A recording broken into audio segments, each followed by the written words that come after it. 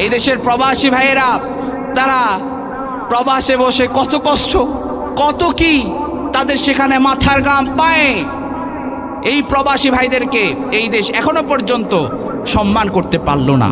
বর্তমান যিনি সরকার আছেন তিনিও পারল না প্রবাসী ভাইদেরকে। এই যে নতুন একটা আইন বানিয়েছে যে প্রবাসী ভাইয়েরা আসলে নাকি 2 মাসের পরে তাদের মোবাইল নিবন্ধন করা লাগবে। তারা কি ভাড়া দিয়ে নাকি? কথা বলেন, আপনাদের এলাকায় প্রবাসী আছে না নাই? কথা বলেন, আছে না নাই? আমরা ইন্টারিম সরকারকে সতর্ক করে দিতে চাই, প্রবাসী ভাইদের সাথে সুদূর বুদুর খেলা চলবে। কথা বলেন, চলবে? প্রবাসী ভাইরা ঐক্যবদ্ধ হয়ে যান, ঐক্যবদ্ধ হয়ে যান।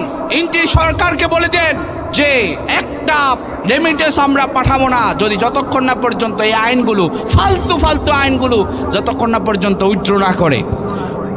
এই সরকার বসিয়েছেন, একদিকে আমরা এখানে কাজ করেছে, এখানে তরুণ যুবকরা কাজ করেছে, প্রবাসীরাও রেমিটেন্স বন্ধ করে দিয়ে কিন্তু এই যুদ্ধে সামিল হয়েছিল, ঠিক কিনা? তো প্রবাসী ভাইদেরকে আপনারা এখনো সম্মান দিতে পারলেন না। আপনাদের মতো কোপাল পড়া ওই ইন্টারিম সরকার বসে থাকার দরকার নাই, ঠিক কিনা?